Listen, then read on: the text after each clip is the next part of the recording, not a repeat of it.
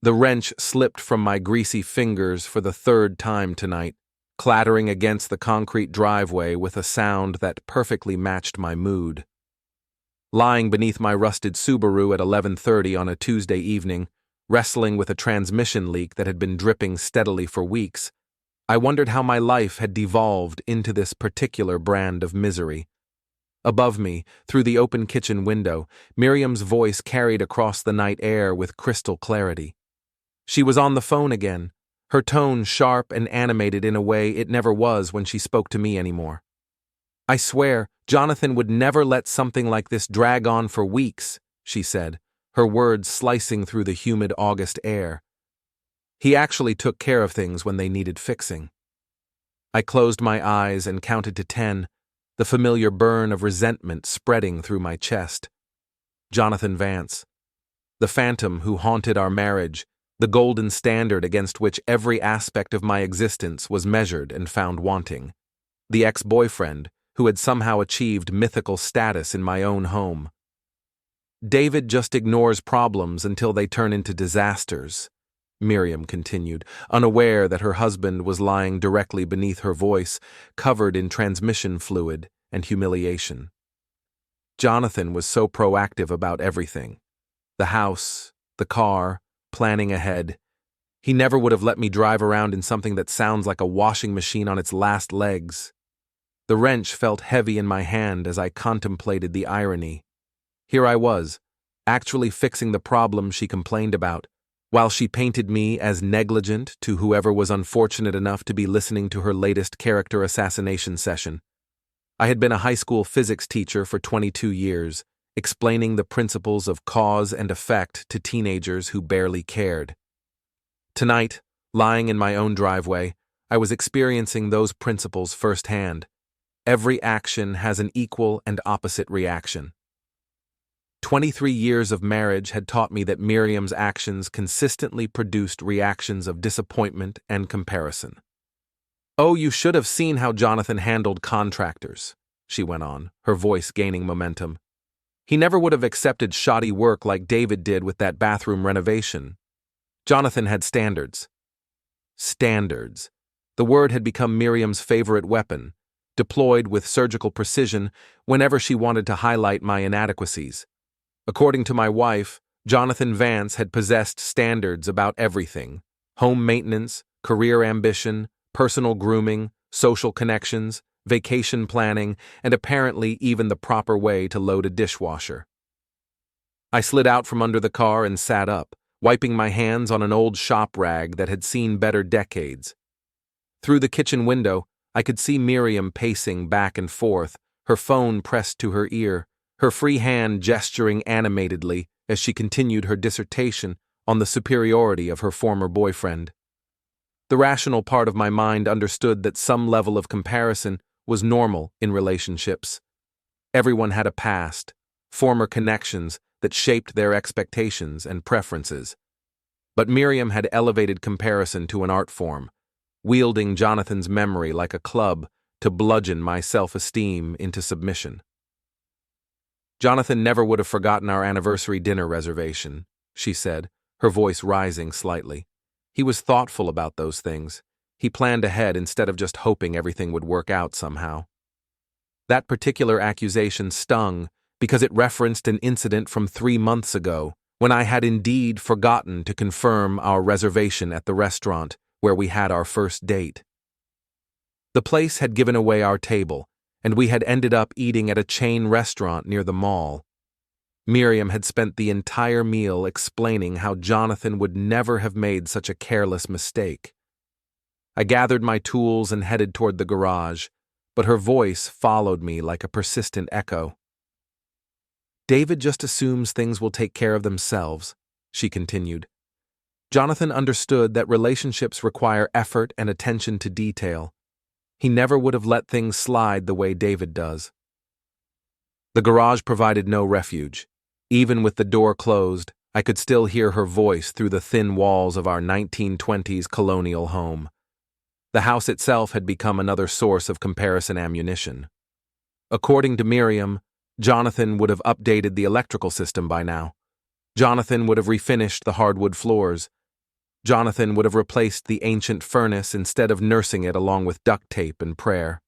I hung up my tools with deliberate precision, each wrench and screwdriver finding its designated spot on the pegboard I had installed myself 3 years ago. Another project that had earned lukewarm approval from my wife, who mentioned that Jonathan probably would have organized the tools more efficiently.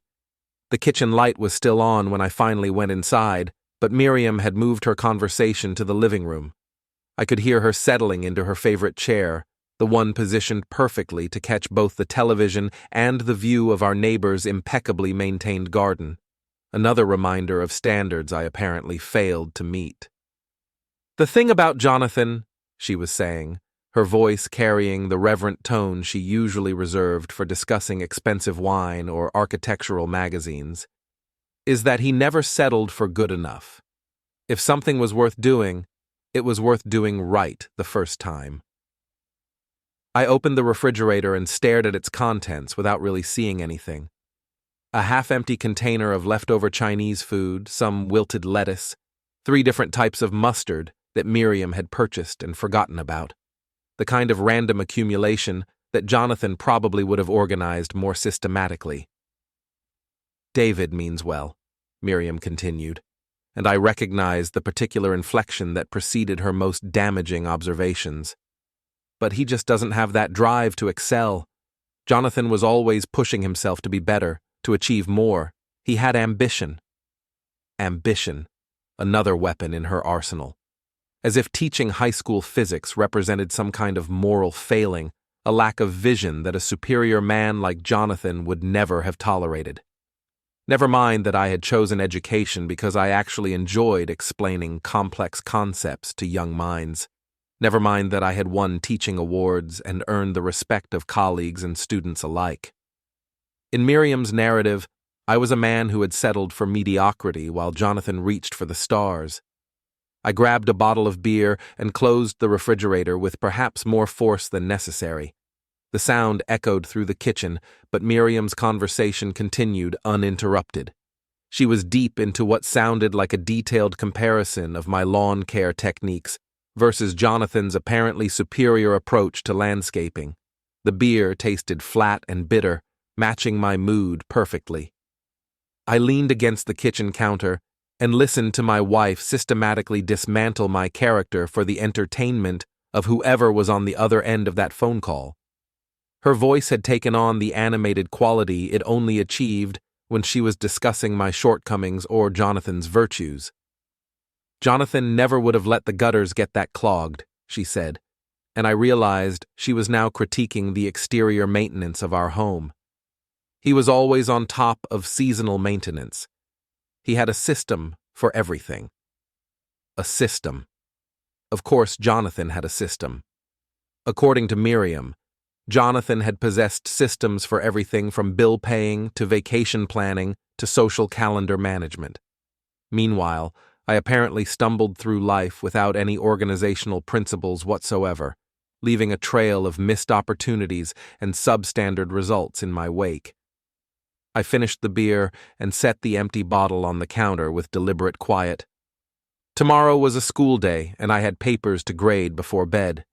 Physics tests that required careful attention and thoughtful feedback.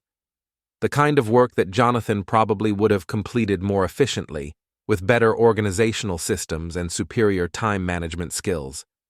But as I gathered my materials and headed toward my home office, Miriam's voice followed me once again.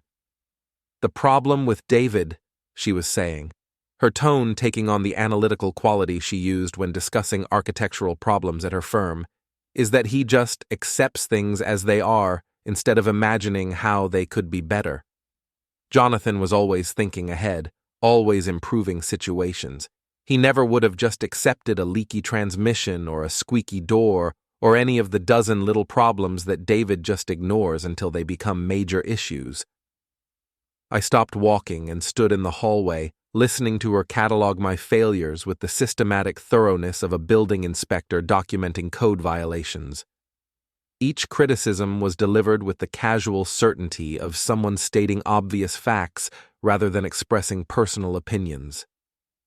The home office provided temporary sanctuary, but even with the door closed, I could still hear the rhythmic cadence of her voice as she continued her comparison marathon.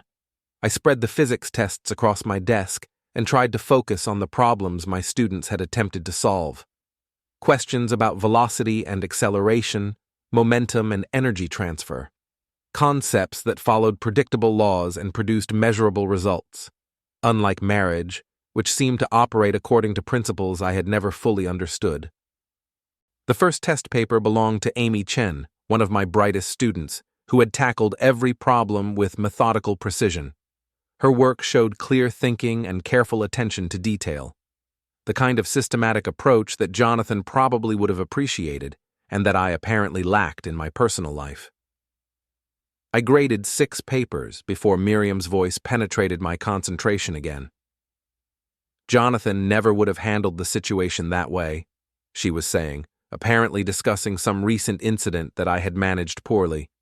He would have taken charge immediately instead of just hoping everything would work out somehow.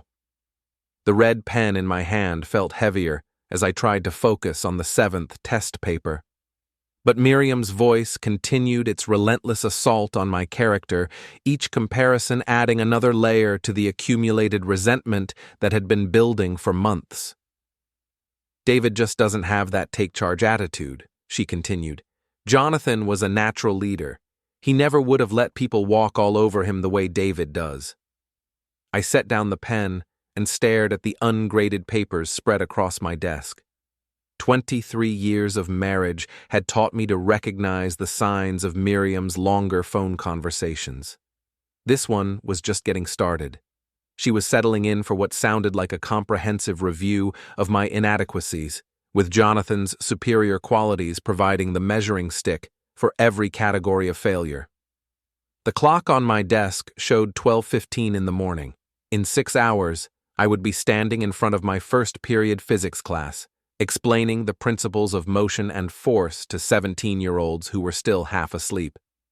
The irony was not lost on me that I could explain the laws governing physical objects with perfect clarity, while remaining completely baffled by the emotional dynamics of my own marriage. Jonathan had such confidence, Miriam was saying now, her voice carrying the wistful tone she reserved for her most pointed observations. He never second-guessed himself the way David does. When Jonathan made a decision, you could trust that he had thought it through completely. Confidence. Another quality that I apparently lacked and that Jonathan had possessed in abundance. According to Miriam's frequent observations, Jonathan had approached every situation with the kind of self-assurance that I could only pretend to feel. He had been decisive where I was hesitant, bold where I was cautious, certain where I was doubtful.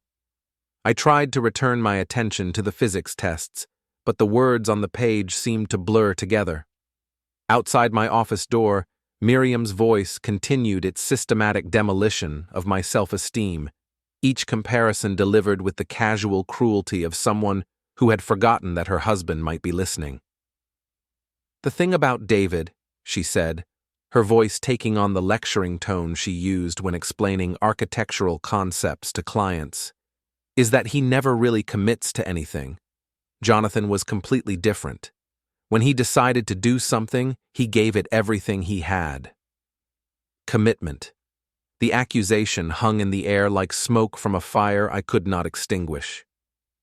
According to my wife, I was a man who approached life with insufficient dedication, who held back when I should have pushed forward, who settled for adequate when I should have demanded excellence. I closed the test papers and leaned back in my chair, listening to Miriam continue her detailed analysis of my character defects. The conversation showed no signs of winding down. If anything, she seemed to be gaining momentum, moving from specific criticisms to broader philosophical observations about the differences between men who achieved their potential and men who fell short of their possibilities. Jonathan never would have been satisfied with just getting by, she continued. He had this drive to excel at everything he touched. David just seems content with mediocrity. Mediocrity. The word hit like a physical blow, settling into my chest with the weight of accumulated disappointment. In Miriam's assessment, I was a man who had chosen the path of least resistance, who had accepted good enough when I should have demanded better, who had settled for comfortable when I should have reached for extraordinary. The clock now showed 12:30. Somewhere in the house, my wife was still cataloging my inadequacies for the benefit of her late-night confidant. Each criticism was delivered with the matter-of-fact tone of someone stating obvious truths rather than expressing personal opinions. I stood up and walked to the window, looking out at our quiet suburban street. The houses sat in neat rows, each one representing someone's attempt to build a stable life. Behind those windows, other couples were probably sleeping peacefully, their relationships free from the constant comparisons and criticisms that had become the soundtrack of my marriage. "David means well," Miriam was saying now, her voice carrying the particular inflection that always preceded her most cutting observations. "But he just doesn't have that ruthless drive that separates successful people from everyone else." Jonathan understood that life rewards those who refuse to settle. That ruthless drive, another quality I apparently lacked and that Jonathan had possessed in excess. According to Miriam's analysis, I was a man who approached challenges without enough force, who accepted setbacks too easily, who lacked the relentless determination that defined truly successful individuals. I returned to my desk and tried once more to focus on the physics tests. But Miriam's voice continued its relentless assault, each comparison adding another layer to the growing mountain of resentment that threatened to crush whatever remained of my self-respect. The 13th test paper belonged to Marcus Thompson, a student who struggled with basic concepts but never gave up trying. His work showed effort and determination even when his answers were wrong, the kind of persistence that I apparently lacked and that Jonathan would never have needed because he would have gotten everything right the first time. "Jonathan never would have let himself get out of shape the way David has," Miriam continued, apparently moving on to physical comparisons now. "He took care of himself. He understood that appearance matters." Appearance. I looked down at my transmission-stained shirt and oil-smudged hands. The physical evidence of actually fixing the problem that Miriam had been complaining about, while she criticized me for not maintaining the same fitness standards as her mythical ex-boyfriend. The conversation continued for another 20 minutes, covering topics ranging from my social skills to my career ambitions to my approach to financial planning. Each subject provided another opportunity for Miriam to highlight the vast gulf between Jonathan's superior qualities and my disappointing reality. Finally, mercifully, I heard her saying goodnight to whoever had endured this marathon session of character assassination. The house fell silent, except for the familiar sounds of settling wood and the distant hum of our ancient furnace, another appliance that Jonathan probably would have replaced years ago. I finished grading the physics tests and organized them into neat stacks for tomorrow's classes. The work provided a temporary distraction from the echo of Miriam's criticisms, but I knew that sleep would bring no relief. Her words would follow me into my dreams, where Jonathan's perfect ghost would continue to highlight every area where I had fallen short of acceptable standards. As I turned off the office light and headed toward the bedroom, I caught a glimpse of Miriam through the living room doorway. She was sitting in her chair, staring out the window at the darkness, her phone finally silent in her lap. For just a moment, she looked smaller somehow, less certain than she had sounded during her lengthy critique of my character. But the moment passed quickly, and I continued toward the bedroom, carrying the weight of 99 previous comparisons and the growing certainty that number 100 was not far away. 3 days later, the moment arrived with the mundane inevitability of a physics equation reaching its logical conclusion. I was in the kitchen, attempting to repair the garbage disposal that had been making ominous grinding noises for the past week. The irony was not lost on me that I was once again fixing something while Miriam prepared to criticize me for not fixing it properly. She entered the kitchen carrying a stack of architectural drawings, her heels clicking against the tile floor with the sharp precision of someone who had important places to be and superior standards to maintain. I could feel her watching me as I worked, her presence radiating the particular form of impatience she reserved for moments when I was actively trying to solve the problems she complained about. "This is taking forever," she said, setting down her drawings with unnecessary force. "We have dinner with the Hendersons tonight, and I cannot have this kitchen looking like a disaster zone." I kept my focus on the disposal, my hands working to clear the obstruction that was causing the grinding noise. The Hendersons were Miriam's colleagues from the architectural firm, people who possessed the kind of sophisticated tastes and elevated standards that I apparently failed to meet on a consistent basis. "Almost got it," I said, feeling the blockage start to give way. "Just need another few minutes." "A few minutes," Miriam repeated, her voice taking on the particular tone that signaled an incoming comparison. Jonathan never would have let it get to this point in the first place. He was proactive about maintenance issues. The words hit like cold water, but I forced myself to continue working. 99 times she had invoked his name. 99 times I had absorbed the comparison and moved on. I could handle one more. "Jonathan had a system for preventing these kinds of problems," she continued, warming to her theme. "He never would have just ignored the warning signs until everything broke down completely." My hands stilled for just a moment as the familiar burn of resentment spread through my chest. But I resumed working, determined to fix the disposal and prove that I was capable of handling household maintenance, despite my apparent lack of Jonathan's superior organizational systems. "There," I said, straightening up as the disposal hummed back to normal operation. "All fixed." I expected at least grudging acknowledgement of my success, but Miriam was studying her architectural drawings with the focused attention she usually reserved for criticizing my efforts. "The Hendersons are going to notice that the cabinet doors don't align properly," she said, without looking up. "Jonathan never would have accepted such sloppy craftsmanship from a contractor." And there it was, the 100th invocation, the final comparison that shattered whatever remained of my patience and tolerance.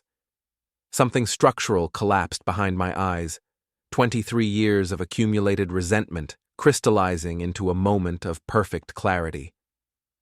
"Then why didn't you marry him?" The words emerged from my mouth carrying years of suppressed frustration and wounded pride. 8 simple words that cut through the kitchen air like a blade through silk. Miriam's head snapped up from her drawings, her eyes widening with surprise. In 23 years of marriage, I had never challenged her comparisons directly. I had absorbed them, endured them, internalized them, but never confronted them head-on. "What did you say?" she asked, her voice uncertain for the first time in months. I looked at her across the kitchen island, this woman who had spent years systematically demolishing my self-esteem with surgical precision. The woman who had elevated her ex-boyfriend to mythical status while reducing her husband to a catalog of inadequacies and disappointments. "You heard me," I said, my voice steady and cold. "If Jonathan was so perfect, if he never would have done this or that, if he was so much better at everything than I am, then why didn't you marry him?" The silence that followed was unlike anything I had ever experienced in our home. It was not the comfortable quiet of 2 people sharing space, nor the tense quiet that followed an argument. This was the complete absence of sound that occurs when fundamental assumptions suddenly collapse. Miriam's mouth opened and closed without producing words. For the first time in years, she seemed genuinely speechless, her usual arsenal of comparisons and criticisms rendered useless by a question she had apparently never considered. But I was not finished. The floodgates had opened, and 23 years of suppressed resentment came pouring out. "Because he didn't want you either." The words hung in the air like smoke from an explosion, their truth so obvious and devastating that I wondered how I had never spoken them before. Miriam's face cycled through recognition, denial, and fury in a sequence that confirmed the accuracy of my observation. Her perfect Jonathan, the golden standard against which every aspect of my existence was measured, had made a choice. He had evaluated Miriam as a potential life partner and decided to look elsewhere. The man she held up as the pinnacle of masculine virtue had rejected her, leaving her to settle for the inadequate husband she spent her days criticizing. "How dare you?" she whispered, her voice shaking with rage. "How dare I what?" I replied, my own voice gaining strength as the truth continued to unfold. "How dare I point out that your perfect ex-boyfriend chose not to marry you? How dare I mention that all these comparisons are really about your disappointment that he didn't want you permanently?" The kitchen filled with a tension so thick it seemed to have physical weight. Miriam stared at me with an expression I had never seen before, a mixture of shock and fury and something that might have been recognition. "You don't know anything about Jonathan and me," she said, but her voice lacked its usual conviction. "I know he's not here," I replied. "I know that for all his supposed perfection, he chose someone else. I know that you've spent our entire marriage punishing me for the crime of being available when he wasn't." The truth of those words seemed to echo through the kitchen, reverberating off the walls and settling into the spaces between us. For years, I had been the consolation prize, the acceptable substitute for the man who had declined to provide what she really wanted. Miriam's face had gone pale, but her eyes blazed with an anger I had rarely seen. When she finally spoke, her voice was low and dangerous. "You have no idea what you're talking about," she said. "Jonathan and I had something special, something you could never understand." "Had," I repeated, emphasizing the past tense. "Had something special, past tense. Something so special that he walked away from it." The words seemed to hit her like physical blows. She gripped the edge of the kitchen island, her knuckles white with tension. "He had reasons," she said, her voice becoming defensive. "Circumstances that you wouldn't understand." "Circumstances," I repeated. "Is that what we're calling it when someone decides they don't want to spend their life with you?" The silence that followed was broken only by the hum of the refrigerator and the distant sound of traffic outside. Miriam stared at me as if seeing me for the first time, her usual confidence replaced by something that looked almost like vulnerability. But the moment passed quickly, replaced by a fury that seemed to emanate from her like heat from a furnace. "You think you're so clever," she said, her voice rising. "You think you've figured something out. But you don't know anything about real relationships, about what it means to connect with someone on a deeper level." "Deeper level," I said, my own anger building now. "Is that what you call it when you spend 23 years telling your husband that he's inferior to someone who chose not to marry you?" The accusation hung between us like a challenge. For the first time in our marriage, I had refused to accept her comparisons passively. I had turned the spotlight back on her, forcing her to confront the reality behind her endless criticisms. "Jonathan and I still talk," she said suddenly, the words emerging with the force of a confession. "We still see each other sometimes. He understands me in ways that you never have." The admission hit me like a physical blow, but it also brought a strange sense of relief. Finally, the truth was emerging from beneath years of implied criticism and veiled comparison. "You still see him," I repeated, my voice flat and cold. "Not like that," she said quickly, but her eyes would not meet mine. "We're friends. We have history together. He gives me advice about things." "Advice," I said. "About what kinds of things?" The question hung in the air, and I could see her calculating how much truth she was willing to reveal. Her hesitation told me everything I needed to know. "About life," she said finally. "About career decisions. About relationships." "About your marriage," I said. "About me." She did not deny it, which was confirmation enough. For years, she had been discussing our marriage with her ex-boyfriend, sharing my inadequacies and failures with the man she held up as the standard I could never meet. "Jonathan cares about my happiness," she said, her voice taking on a defensive tone. He wants what's best for me. And what's best for you, I said slowly, is apparently not your husband. The words seemed to echo through the kitchen, carrying implications that neither of us had been willing to acknowledge until this moment. Our marriage had become a waiting room, a temporary arrangement, while she hoped for something better to come along. That's not what I said, Miriam replied, but her protest lacked conviction. You didn't have to say it, I told her. You've been saying it for years, every time you compare me to him. Every time you tell me what Jonathan would have done differently. Every time you make it clear that I'm the consolation prize. The truth hung between us like a wall that could not be crossed. 23 years of marriage reduced to its essential reality.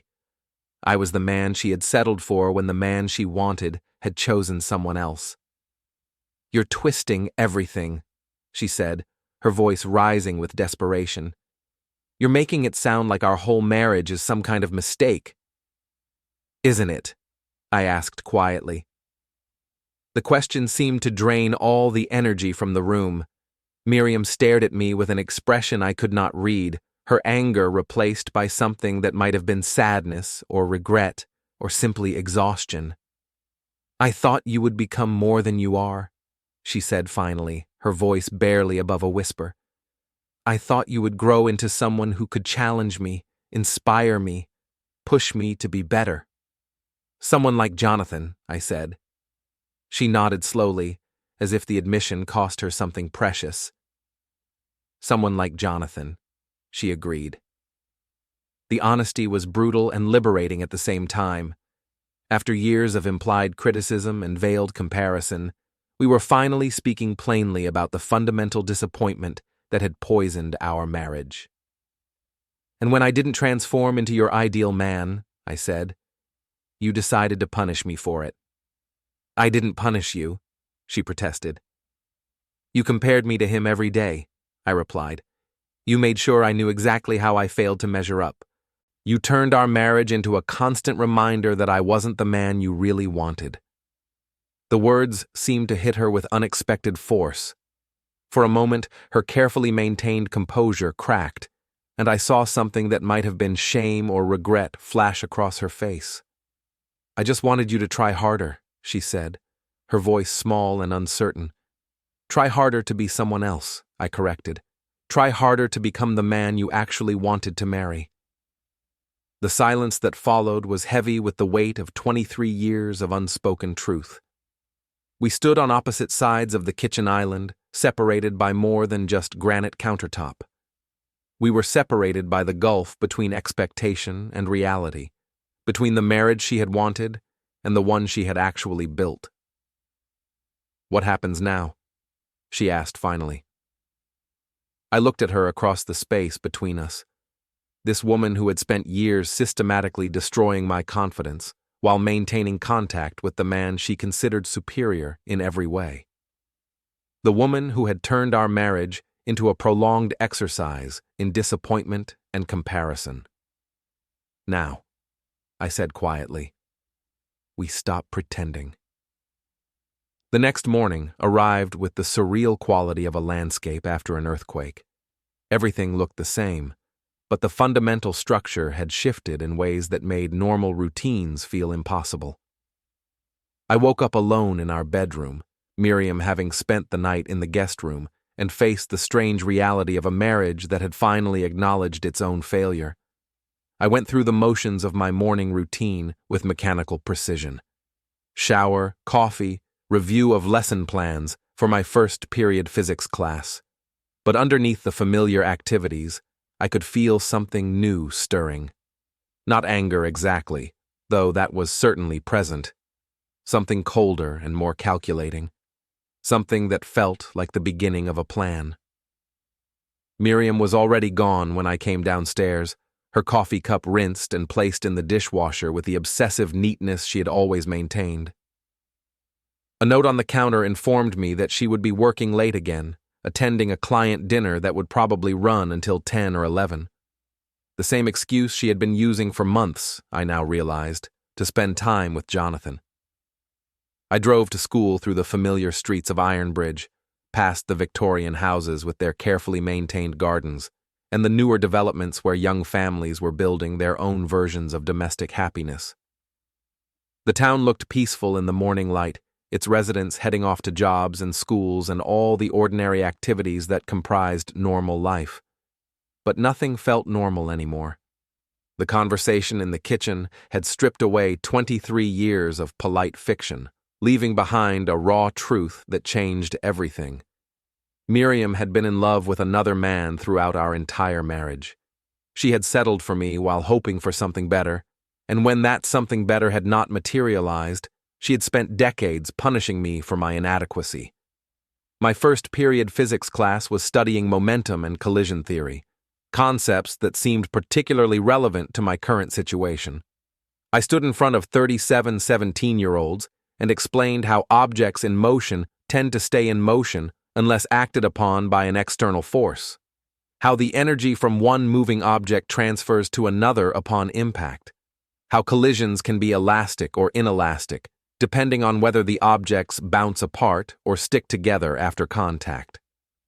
"Mr. Ashford," asked Jessica Martinez, one of my more engaged students, "what happens when two objects of different masses collide?" "Excellent question," I replied, grateful for the distraction of academic discussion. "The object with greater mass will continue moving in its original direction, while the smaller object will be deflected or absorbed. The outcome depends on the relative forces involved." As I drew diagrams on the whiteboard, I found myself thinking about marriage as a collision between two different life trajectories. Miriam and I had come together with different masses, different velocities, different expectations about where we were heading. For 23 years, we had been stuck together in an inelastic collision, neither of us moving in our preferred direction. But now the collision was over, and we were bouncing apart with forces that I was only beginning to understand. During my lunch break, I sat in my empty classroom and did something I had never done before. I researched Jonathan Vance online. It took less than 5 minutes to find his real estate development company's website, complete with professional photographs and a detailed biography that painted the picture of exactly the kind of successful man that Miriam had always wanted me to become. Jonathan was 48 years old, 2 years older than me, with the kind of confident smile that suggested he had never doubted his place in the world. His company specialized in luxury residential developments around the Lake District, the kind of high-end projects that generated substantial profits and social prestige. According to his biography, he had graduated from an elite business school, served on multiple charitable boards, and maintained homes in both Ironbridge and Manhattan. He was, in other words, everything that I was not. Wealthy where I was middle class, socially connected where I was professionally focused, ambitious in ways that extended far beyond the classroom where I had chosen to spend my career. But he was also unmarried, 48 years old and apparently unattached, despite having had relationships with women who clearly wanted to marry him. The pattern suggested either extraordinary selectivity or a fundamental inability to commit to anyone permanently. I spent the rest of my lunch break studying photographs of Jonathan's luxury developments, trying to understand what Miriam saw in this man who had rejected her but continued to occupy space in her imagination. The houses were impressive in their scale and attention to detail, the kind of properties that required substantial wealth to purchase and maintain, the kind of lifestyle that a high school physics teacher could never provide. My afternoon classes passed in a blur of equations and explanations, but my mind kept returning to the revelation that Miriam had been maintaining contact with Jonathan throughout our marriage. The casual way she had mentioned their ongoing relationship suggested that it was not a recent development. They had been talking for years, possibly decades, while I remained oblivious to the triangle that had defined my marriage from the beginning. After school, I drove home through the same familiar streets, but everything looked different now. The Victorian houses seemed like stage sets for domestic dramas I had never suspected. The newer developments felt like monuments to ambitions I had never shared. Even my own neighborhood, with its modest homes and practical gardens, looked like a collection of consolation prizes for people who had settled for less than they really wanted. Our house sat on its small lot, like a physical reminder of my limitations. The transmission stain on the driveway where I had been working 3 nights ago, the gutters that needed cleaning, the front steps that could use repainting. All the maintenance issues that Jonathan would never have allowed to accumulate, according to Miriam's detailed critiques. But instead of feeling ashamed of these imperfections, I found myself experiencing something new. A cold anger that felt more like determination than rage. For the first time in years, I was not seeing my home through Miriam's eyes, measuring it against Jonathan's superior standards. I was seeing it as the place where I had been systematically diminished by a woman who had never wanted to be there in the first place. I parked in the garage and sat in the car for several minutes, listening to the engine tick as it cooled. Through the thin walls, I could hear the familiar sounds of our house settling into evening quiet. But the silence felt different now, charged with possibilities I had never considered before. Inside, I found evidence of Miriam's morning routine scattered throughout the kitchen and living room, coffee cup in the dishwasher, architectural drawings spread across the dining room table, several outfits tried on and rejected, draped over the back of her chair, the casual disorder of someone who expected other people to clean up after her. But mixed in with the familiar debris of her morning preparation, I found something new. A small notebook, left open on the counter beside her coffee maker, filled with handwriting I recognized as Miriam's careful script. I should not have read it. Privacy in marriage was one of the few boundaries we had maintained throughout 23 years of gradually increasing disappointment. But the conversation in the kitchen had changed the rules of our relationship in ways that I was still discovering.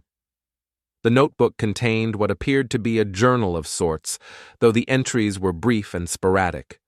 Most were complaints about household issues or reminders about social obligations. But scattered throughout were references to phone calls and meetings that made my chest tighten with recognition. Lunch with Jay at the Harbor Club. He thinks I should push David harder about the promotion opportunities at the community college. Says I'm enabling his lack of ambition. Jay called during dinner. David was grading papers and didn't notice. Jay says I deserve better than someone who has given up on professional growth. Showed Jay the photos of the bathroom renovation disaster. He laughed and said David clearly doesn't understand quality workmanship. Offered to recommend contractors who actually know what they're doing. Entry after entry documented conversations with Jonathan about my inadequacies, my failures, my inability to meet the standards that a superior man would have maintained. But more than that, they revealed the systematic nature of Miriam's dissatisfaction. She had not simply been venting to a sympathetic friend. She had been building a case against me, documenting evidence of my insufficiency for an audience of one. The most recent entry was dated 2 days ago, the day before our kitchen confrontation. Jay thinks I should stop making excuses for David's mediocrity. Says I'm wasting my life, waiting for him to become someone he's never going to be. Maybe it's time to stop pretending this marriage can be salvaged. I closed the notebook and set it back on the counter exactly where I had found it. But the damage was done. The entries had confirmed what I had suspected since our kitchen conversation. Miriam had been actively undermining our marriage for years, sharing my private failures with the man she considered my superior in every way. But they had also revealed something else. Jonathan was not simply a passive recipient of Miriam's complaints. He was actively encouraging her dissatisfaction, pushing her to abandon a marriage that he apparently viewed as beneath her standards. The man who had rejected her years ago was now systematically destroying her relationship with the man she had married instead. I walked through our house with new eyes, seeing it not as a home but as a crime scene where my self-respect had been murdered by degrees. Every room contained memories of comparisons and criticisms, moments when Miriam had made it clear that I was failing to meet expectations that had been set by another man. The living room where she had spent countless hours on the phone with Jonathan, discussing my inadequacies while I graded papers in the next room. The dining room where she had criticized my conversation skills during dinner parties, explaining how Jonathan would have been more engaging with our guests. The bedroom where she had grown increasingly distant, her affection rationed like a scarce resource that had to be earned through achievements I was apparently incapable of reaching. But instead of the familiar weight of shame and inadequacy, I felt something else building inside me. A cold clarity that felt almost like relief. For the first time in years, I was not trying to figure out how to be better, how to meet standards that seemed to shift every time I approached them. Instead, I was beginning to understand the true nature of the game I had been playing. Miriam had never wanted me to succeed. She had wanted me to fail in specific ways that would justify her dissatisfaction and validate her belief that she had settled for less than she deserved. Every criticism had been designed not to help me improve, but to confirm that I was incapable of improvement. And Jonathan had been coaching her from the sidelines, helping her build a case against a marriage that threatened his position as the ideal man in her imagination. I spent the evening in my home office, grading papers and planning lessons with a focus I had not felt in months. But underneath the familiar routine of academic work, I could feel something new taking shape. Not a plan exactly, but the beginning of an understanding about what needed to happen next. For 23 years, I had been playing defense in my own marriage, constantly trying to prove that I was worthy of my wife's respect and affection. But the notebook had made it clear that the game was rigged. No amount of improvement would ever be enough, because the standards were being set by someone who had a vested interest in my failure. It was time to stop playing defense and start playing offense. When Miriam came home at 11:30, I was still in my office, working at my desk as if nothing had changed. I heard her heels clicking across the kitchen floor, heard her moving through the house with the careful quiet of someone who did not want to disturb her husband's work. But everything had changed. The notebook had revealed the true architecture of our marriage, the systematic way my confidence had been demolished to serve someone else's agenda. And now that I understood the game, I was ready to start playing by different rules. The physics of collision were simple and predictable. Objects in motion stayed in motion unless acted upon by an external force. For 23 years, Miriam and Jonathan had been the external force acting upon my life, deflecting me from my natural trajectory and absorbing my energy for their own purposes. But every action had an equal and opposite reaction, and I was just beginning to understand what my reaction was going to look like. The next 2 weeks passed in a strange state of suspended animation. Miriam and I moved through our daily routines with the careful politeness of strangers sharing a hotel room, acknowledging each other's presence without engaging in meaningful conversation. She continued working late and attending mysterious client dinners, while I focused on my teaching and began quietly gathering information about the life she had been living behind my back. The notebook had been just the beginning. Once I started looking for evidence of Miriam's double life, I found it everywhere. Credit card statements showing lunches at expensive restaurants on days when she claimed to be working through her break. Phone records revealing lengthy conversations with a number I now knew belonged to Jonathan. Email confirmations for weekend conferences that her architectural firm had never sponsored. But I was careful not to confront her directly with any of these discoveries. The kitchen conversation had taught me the value of strategic timing, of allowing pressure to build before releasing it at the moment of maximum impact. Instead, I began documenting everything with the systematic thoroughness of a physics experiment, creating a comprehensive record of deception that would be impossible to deny or explain away. My students noticed the change in my demeanor, though they interpreted it as increased confidence rather than suppressed rage. My explanations became sharper, my classroom management more decisive. When Tommy Richardson tried to disrupt my second period class with his usual attention-seeking behavior, I shut him down with a precision that surprised both of us. Physics is about cause and effect, I told him, my voice carrying an authority I had never possessed before. Every action produces consequences. The question is whether you're smart enough to calculate what those consequences will be before you commit to the action. Tommy sat down without another word, and the rest of the class paid attention with an intensity that felt almost like respect. During my lunch breaks, I continued researching Jonathan's business empire, learning about his development projects and social connections with the thoroughness of a military intelligence officer studying an enemy position. His company had built some of the most exclusive residential communities in the region, catering to wealthy professionals who wanted lakeside luxury without the inconvenience of city life. But I also discovered some interesting details that Miriam's journal entries had not mentioned. Jonathan's company had been involved in several zoning disputes over the past 5 years, conflicts with environmental groups who opposed his development plans near protected wetlands. He had won most of these battles through a combination of political connections and legal maneuvering, but the victories had created enemies among conservationists and longtime residents who viewed his projects as destructive to the area's natural character. More interesting still were the financial records I found through public databases. Jonathan's company carried substantial debt, much of it secured by properties that had not yet been developed due to regulatory delays and environmental challenges.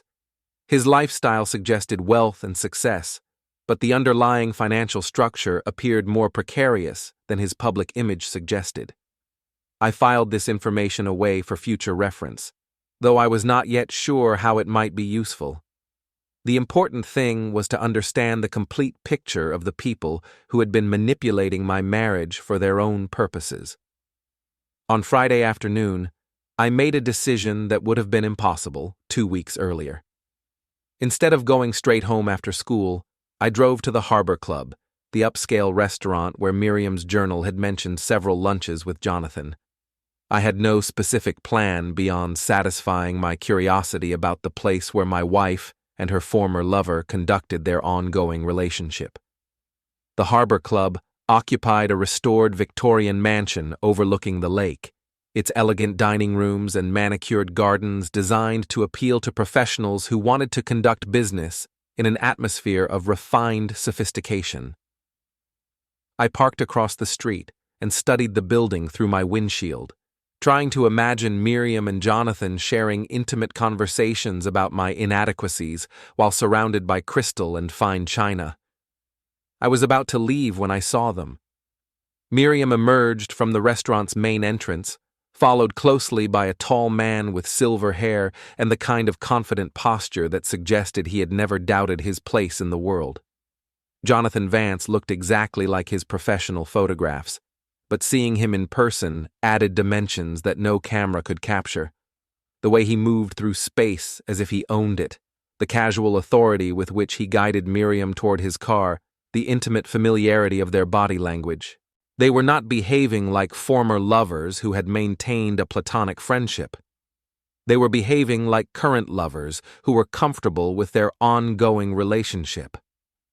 I watched Jonathan open the passenger door of his luxury sedan for Miriam, watched her smile at him with an expression I had not seen on her face in years, watched him lean close to say something that made her laugh with genuine delight. Watched them drive away together toward the Lake District, where Jonathan's mansion provided privacy for whatever activities they had planned for the rest of the afternoon. I sat in my car for several minutes after they disappeared, processing what I had witnessed. The casual intimacy between them suggested a relationship that extended far beyond the advisory friendship that Miriam had described.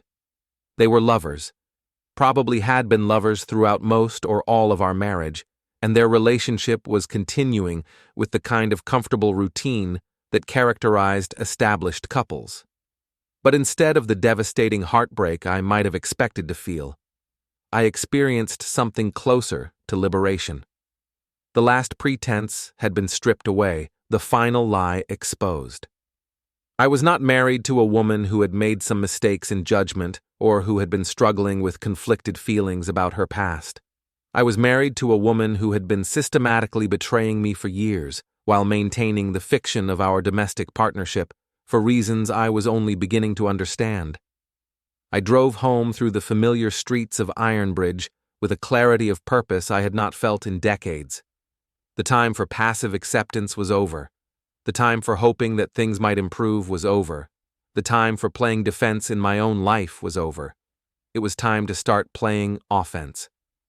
That evening, I began implementing the first phase of what I was starting to think of as my liberation campaign. While Miriam attended another mysterious client dinner, I systematically photographed every document in her home office, creating a digital archive of her correspondence, financial records, and business files. I was looking for additional evidence of her relationship with Jonathan, but I was also gathering intelligence about her professional life and personal vulnerabilities.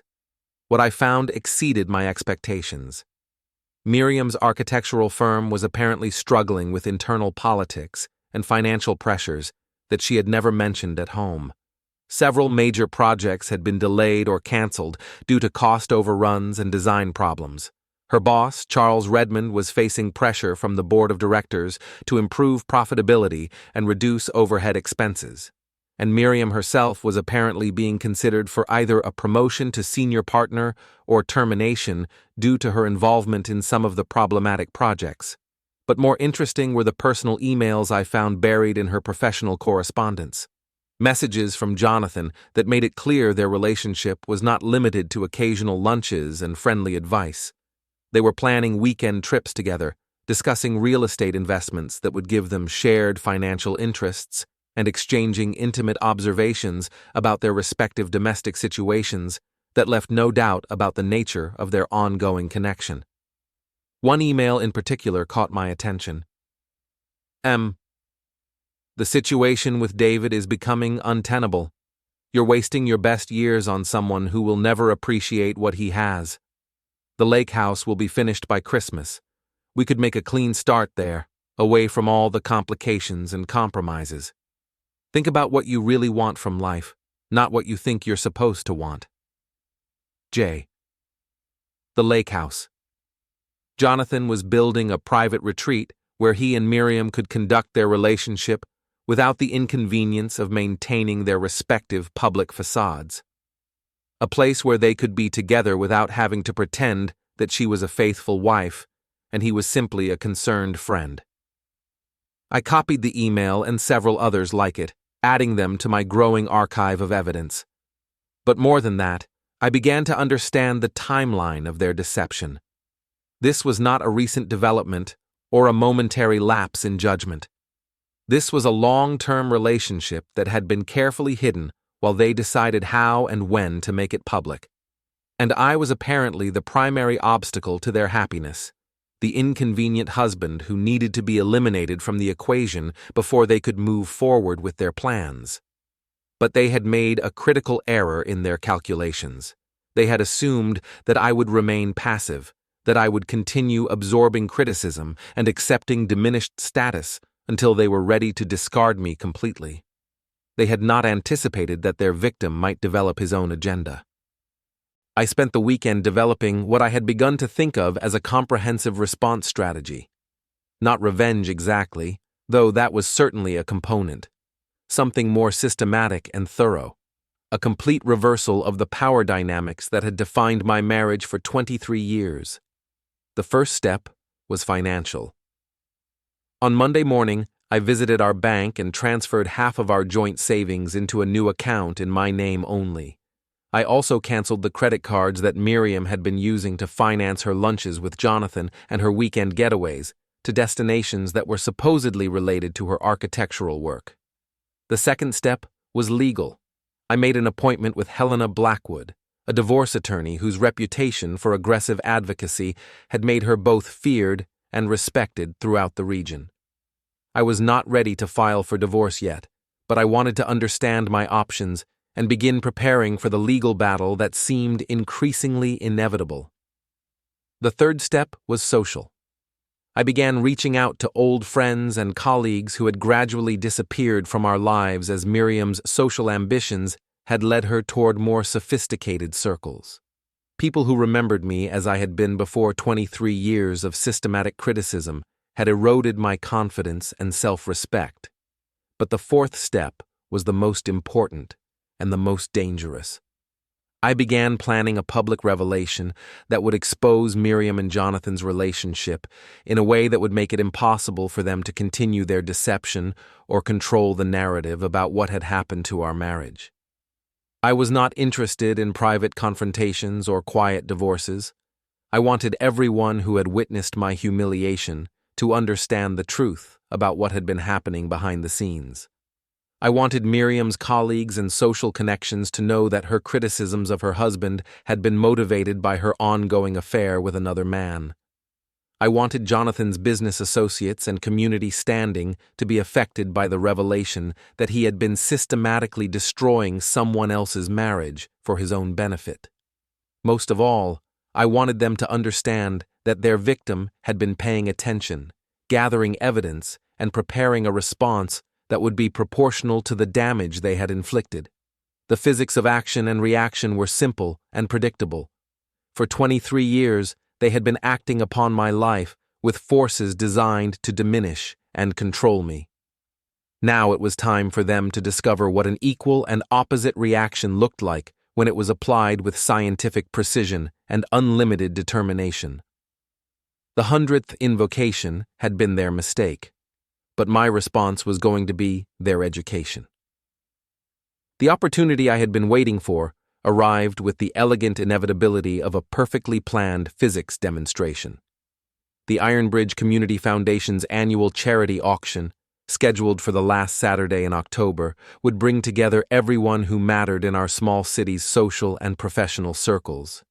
Miriam would be there representing her architectural firm. Jonathan would be there as one of the event's major sponsors, and I would be there as well, though not in the capacity that anyone expected. 3 weeks of careful preparation had transformed me from a passive victim into something considerably more dangerous. Helena Blackwood had provided expert guidance on the legal implications of various courses of action. My financial preparations had secured my independence and limited Miriam's access to resources she had taken for granted. Most importantly, my psychological preparation had replaced 23 years of accumulated shame with a cold determination that felt almost like peace. The charity auction was held in the ballroom of the Lakeside Manor, a restored 19th-century hotel that served as the venue for Ironbridge's most important social events. I arrived early, wearing my best suit and carrying a leather portfolio that contained carefully organized documentation of everything I had discovered about Miriam and Jonathan's relationship. The ballroom was already filling with the kind of people who considered themselves the backbone of our community. Successful professionals, prominent business owners, civic leaders who served on various boards and committees, people who valued reputation and social standing above almost everything else. I positioned myself near the registration table, greeting acquaintances with a confidence that surprised them and probably surprised me as well. For the first time in years, I was not seeing myself through Miriam's eyes, measuring my performance against Jonathan's superior standards. I was simply being myself, without apology or explanation. "David," called Margaret Henderson, whose husband ran the largest accounting firm in town. "How wonderful to see you here. Miriam mentioned that you might not be able to attend." "Change of plans," I replied with a smile that felt genuine. I realized there were some things I needed to say to this particular audience. Margaret looked puzzled, but pleased. "Are you presenting one of the auction items?" "Something like that," I said. Miriam arrived 20 minutes later, looking elegant in a black dress that I recognized as new and expensive. She scanned the room until she spotted me, her expression shifting from surprise to concern as she realized I was not behaving according to the script she had written for our marriage. "David," she said, approaching me with the careful smile she used for public occasions. "I didn't expect to see you here." "I'm sure you didn't," I replied, "but I thought it was time I started participating more actively in community events. You've been telling me for years that I need to be more socially engaged." Her smile faltered slightly as she tried to read my tone. "That's wonderful. I just wish you had mentioned it earlier. I could have arranged for us to sit together." "That won't be necessary," I said. "I have my own agenda for this evening."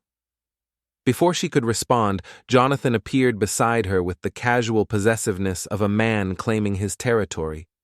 He was even more impressive in person than he had been in photographs, with the kind of physical presence that commanded attention and respect. "You must be David," he said, extending his hand with a smile that managed to be both friendly and condescending. "I've heard so much about you." I shook his hand, noting the firm grip and expensive watch, the subtle signals of success and authority that he deployed like weapons. "I'm sure you have," I replied. "Miriam tells me you two have been discussing my inadequacies for quite some time." The smile froze on Jonathan's face as he processed what I had just said. Miriam's expression shifted from concern to alarm as she realized that the careful balance of her double life was beginning to collapse. "David," she said quickly, "I think you might be misunderstanding." "I don't think I'm misunderstanding anything," I interrupted. "In fact, I think I understand the situation more clearly than I ever have before." The ballroom was filling up around us, conversations and laughter creating a background of social energy that made our small drama feel both intimate and public. Other people were beginning to notice our interaction, drawn by the tension that was becoming increasingly difficult to disguise. "Perhaps we should discuss this privately," Jonathan suggested, his voice carrying the kind of authority he probably used in business negotiations. "No," I said firmly. "I think we've had enough private discussions. It's time for some public honesty." I excused myself and walked toward the small stage where the evening's program would be conducted. The auction organizers had arranged for several brief presentations between bidding rounds, including remarks from major sponsors and community leaders. I had not been scheduled to speak, but I had taken the liberty of adding myself to the program through a conversation with the event coordinator that had emphasized my desire to make a significant announcement about educational funding. The first hour of the auction proceeded normally, with various items generating enthusiastic bidding from the assembled crowd. I participated actively, bidding successfully on several items that I had no intention of keeping, but that established my presence as a serious participant in the evening's activities. Miriam and Jonathan remained near the back of the room, their body language suggesting an increasingly urgent conversation about how to handle my unexpected behavior. I could see them conferring in whispers, their expressions growing more concerned as they realized that their careful control over the situation was slipping away. When the auctioneer called for a brief intermission, I approached the podium with the confidence of someone who belonged there. The event coordinator looked surprised, but did not challenge my presence, assuming that my presentation had been cleared through proper channels. "Ladies and gentlemen," I began, my voice carrying clearly through the ballroom's excellent acoustics, "I want to thank you for allowing me to share some thoughts about truth and consequences in our community." The audience settled into polite attention, expecting the kind of generic remarks that characterized most charity event speeches. Miriam and Jonathan had moved closer to the stage, their expressions showing the first signs of genuine panic as they realized what might be about to happen. "For 23 years, I continued, I have been married to a woman who has spent our entire relationship comparing me unfavorably to her former boyfriend. For 23 years, I have listened to detailed explanations of how Jonathan Vance would have handled various situations better than I did, how Jonathan would have been more successful, more ambitious, more worthy of respect and admiration. A murmur of discomfort rippled through the audience as people began to understand that they were witnessing something far more personal and dramatic than the usual charity event presentation. "What I discovered recently," I said, my voice gaining strength as I approached the climax of my carefully planned revelation, "is that these comparisons were not simply the innocent observations of a woman reflecting on her past. They were the ongoing commentary of a woman who has been conducting an affair with her former boyfriend throughout our entire marriage. The ballroom fell completely silent as the implications of my words settled over the assembled crowd. Miriam's face had gone white with shock and fury. Jonathan was moving toward the stage with the obvious intention of stopping my presentation, but several people blocked his path as they turned to stare at the unfolding drama. Miriam and Jonathan have been meeting regularly for years, I continued, opening my leather portfolio and removing copies of the emails and photographs I had gathered. They have been planning a future together while maintaining the fiction of their respective single and married status, and they have been using me as a convenient scapegoat for their own moral failures. The silence was broken by excited whispers as people began processing what they were hearing. This was not just personal drama, it was social scandal of the highest order, involving two prominent members of the community who had built their reputations on foundations of respectability and success. "Jonathan," I said, looking directly at him as he stood frozen near the stage, "has been systematically undermining my marriage while presenting himself as a successful businessman and community leader. He has been coaching my wife in the art of emotional abuse, encouraging her to destroy my confidence and self-respect so that she would be more willing to abandon our marriage for a relationship with him." Jonathan's face had gone red with anger and embarrassment as he realized that his carefully maintained public image was being destroyed in front of everyone who mattered in his professional and social life. "And Miriam," I continued, turning toward my wife, "has been using our marriage as a waiting room while she hoped for something better to come along. She has spent 23 years punishing me for the crime of being available when the man she really wanted chose not to marry her." The audience was completely absorbed now, their attention focused on the three of us with the intensity of people witnessing a traffic accident. This was the kind of public revelation that would be discussed and analyzed for months, the kind of scandal that would permanently alter how everyone involved was perceived by their community. "But here's what neither of them understood," I said, my voice carrying a note of satisfaction that I made no effort to conceal. "I have been paying attention, I have been gathering evidence, and I have been preparing for this moment when their deception would finally be exposed for everyone to see." I held up the portfolio containing copies of emails, photographs, credit card statements, and phone records that documented their relationship in exhaustive detail. "Everything is here," I announced. "Years of evidence that will be made available to anyone who is interested in understanding the truth about these two people and their systematic destruction of my marriage." Jonathan finally managed to push through the crowd and reach the stage, his face contorted with rage and desperation. "You have no right to do this," he said, his voice shaking with fury. "This is private business that has nothing to do with anyone else." "Private business?" I replied, my voice rising to ensure that everyone in the ballroom could hear my response. "You made it public business when you turned my marriage into a community joke. You made it public business when you encouraged my wife to criticize and humiliate me in front of our friends and neighbors. You made it public business when you decided that your happiness was more important than my dignity." The confrontation was attracting attention from throughout the ballroom as people abandoned their conversations to focus on the drama unfolding at the center of the room.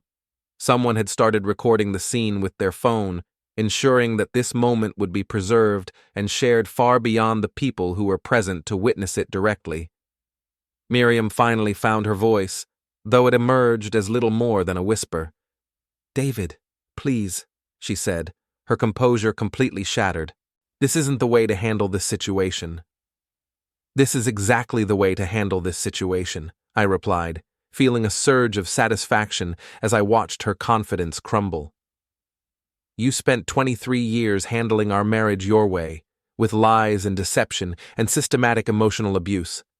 Now we're going to handle it my way, with truth and consequences and public accountability." The ballroom had become completely silent except for the sound of my voice and the whispered conversations of people trying to process what they were witnessing. "Ladies and gentlemen," I said, addressing the audience directly, "I want you to understand what you have been watching for the past several years.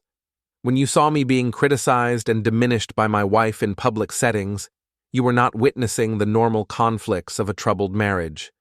You were witnessing the systematic destruction of one person by two others who were pursuing their own agenda at my expense." The words felt like liberation as they emerged from my mouth. 23 years of suppressed truth finally being spoken in front of the people who needed to hear it. When you heard Miriam complaining about my inadequacies and failures, you were not hearing the honest frustrations of a disappointed spouse. You were hearing the calculated cruelty of a woman who was building a case against her husband to justify her ongoing affair with another man. I could see people in the audience nodding as they remembered specific incidents and conversations, moments when they had witnessed my humiliation without understanding the larger context that explained what was really happening. And when you admired Jonathan's success and community involvement, you were not seeing the achievements of a man who had earned his position through honest effort. You were seeing the performance of someone who had built his life on the destruction of other people's happiness. The silence that followed was heavy with the weight of revelation and judgment. In the space of 10 minutes, I had permanently altered how everyone in the room would think about Miriam and Jonathan for the rest of their lives. But I was not finished yet. "There is one more thing you should know," I said, my voice carrying a note of finality that signaled the approaching conclusion of my presentation. For the 100th time in our marriage, Miriam compared me unfavorably to Jonathan, telling me what he would have done differently in a particular situation. And for the first time, I asked her the obvious question. If Jonathan was so superior to me in every way, why hadn't she married him instead? The audience leaned forward slightly, sensing that they were about to hear the climax of the story I had been telling. "The answer, as it turns out, is simple," I continued. "She didn't marry Jonathan because he didn't want her. 23 years ago, he evaluated her as a potential life partner and chose to look elsewhere. And she has been punishing me ever since for the crime of being willing to marry someone that her ideal man had rejected." The words hit the ballroom like a physical force, their brutal honesty cutting through years of pretense and social politeness. Miriam's face crumpled as she realized that her most carefully guarded secret had been exposed in the most public way possible. "So here we are," I concluded, closing the portfolio and looking directly at both Miriam and Jonathan. "The truth is finally out. Everyone knows who you really are and what you have been doing. And now you get to live with the consequences of your choices, just like I have been living with the consequences of trusting you." The ballroom remained silent for several long seconds before exploding into animated conversation as people began processing what they had just witnessed and sharing their reactions with their neighbors. I stepped down from the podium and walked toward the exit, leaving Miriam and Jonathan to face the crowd of people who would never look at them the same way again.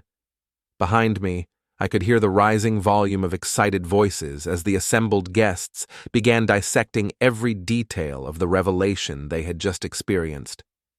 For 23 years, I had been the object of their manipulation and control.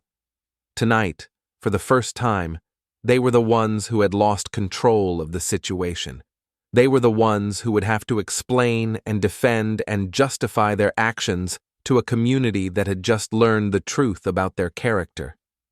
As I reached the ballroom doors, I turned back for one final look at the scene I was leaving behind.